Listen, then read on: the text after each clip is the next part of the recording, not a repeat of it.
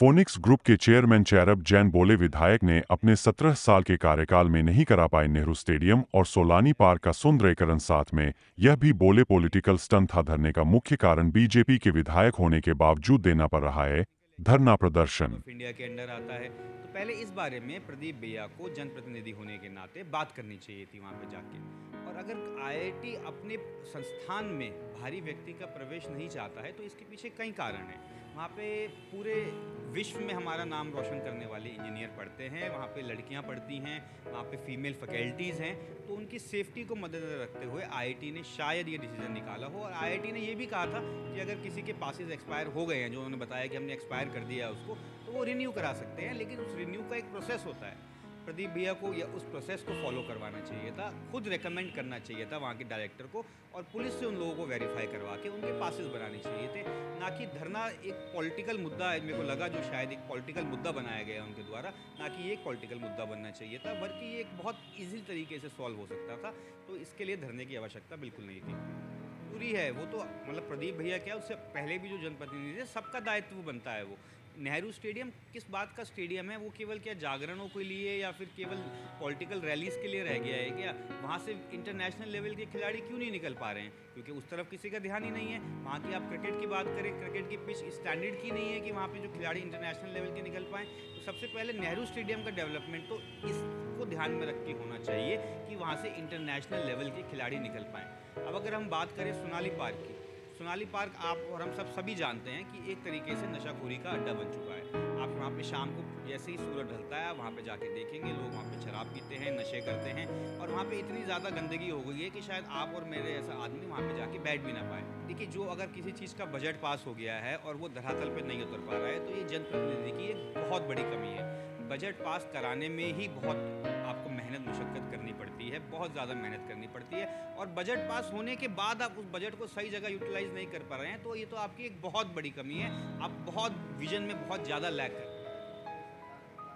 बिल्कुल नहीं देना चाहिए था। जैसे कि मुझे आप ही के माध्यम से पता लगा है कि वहाँ पे एक ऐसा कोई फैसिलिटी बन रही है जिसमें डैम कंट्रोलिंग के लिए कोई फैसिलिटी बना रही है राज्य सरकार और केंद्र सरकार मिलके। तो ये सबसे महत्वपूर्ण चीज़ है वहाँ के लिए। रिसर्च वर्क पे जितना पैसा लगेगा उतना ही हमारा देश या हमारा शहर प्रगति कर पाएगा। और अगर ऐसी कोई चीज़ वो वहाँ बोट क्लब पे बनाने जा रहे हैं तो उसके खिलाफ तो धरना बिल्कुल नहीं होना चाहिए। जैसे आपने कहा, वहाँ हमारे पास सोनाली पार्क जैसा पार्क है, उसे डेवलप करिए ना। उसमें एक ऐसा माहौल दीजिए ना कि जो हमारे वरिष्ठ नागरिक हैं या आम जन है वहाँ पे जाके सैर कर पाएँ। वहाँ पे आप ओपन एयर जिम बनाइए, वहाँ पे आप प्लांटेशन और करिए ताकि वहाँ पे ऑक्सीजन की मात्रा बढ़े। तो ये सब कार्य करने चाहिए, ना कि धरना देना चाहिए। अपनी सरकार के खिलाफ धरना दे रहे हैं आप, ये तो कोई औचित्य नहीं बनता। मेरा एक खुद का इंस्टीट्यूट है, प्रदीप भैया का भी एक इंस्टीट्यूट है डीपीएस नाम से। ना मैं अपने यहाँ किसी को अलाउ करूँगा, ना ही शायद प्रदीप भैया भी अपने यहाँ किसी भारी व्यक्ति को अलाउ करें। और उसका कोई मतलब ये नहीं है कि हम किसी भारी व्यक्ति से हमें कोई चिढ़ है या हम अपने आप को कोई सुपीरियर समझ रहे हैं, ये नहीं है।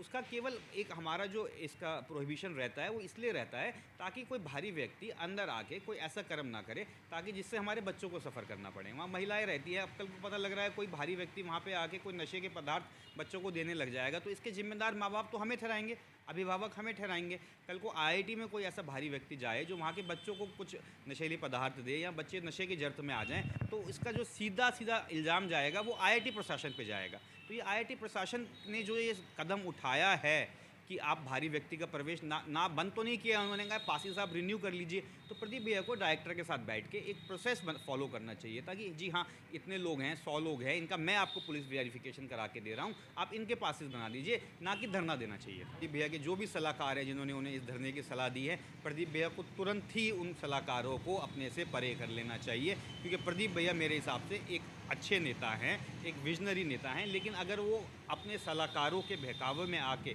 ऐसे छोटे छोटे काम करेंगे तो मेरे को नहीं लगता कि प्रदीप भैया का इससे कोई मान सम्मान शहर में बढ़ेगा। उल्टा इससे एक नेगेटिव मैसेज ही जा रहा है, क्योंकि ये एक पॉलिटिकल मूव दिख रहा है। रुड़की वासियों को मैं यही कहना चाहूँगा, देखिए, गलत बात के लिए अपनी आवाज़ मत उठाइए, आप सही बात के लिए अपनी आवाज़ उठाइए। एक ये पुल है हमारा शेरपुर से जो हमें पुल जोड़ता है, ये 2 साल से नहीं बना, इसके लिए आवाज़ उठाते हैं ना।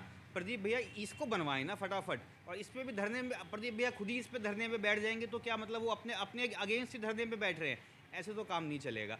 सही के खिलाफ धरने पे बैठिए, लेकिन अगर आपको लग रहा है कि कोई अपने संस्थान में आपको घुसने नहीं दे रहा है और सेफ्टी रीजंस के कारण आप उसके खिलाफ धरना दे रहे हैं, तो ये तो धरना देने का कारण ही गलत है।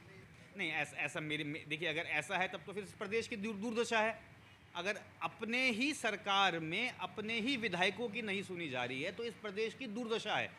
एक प्रदेश के जो मुखिया है, जो सीएम हैं, या प्रदेश के जो भी अधिकारी है, उनको चाहिए कि वह अपने विधायक की नहीं, वह विपक्षी विधायकों की भी सुने, और अगर वो कहीं सही कह रहे हैं तो वो उनका भी काम करें। और यदि वह अपने विधायकों की ही नहीं सुन रहे हैं तो इस प्रदेश की दुर्दशा होने से कोई नहीं बचा सकता।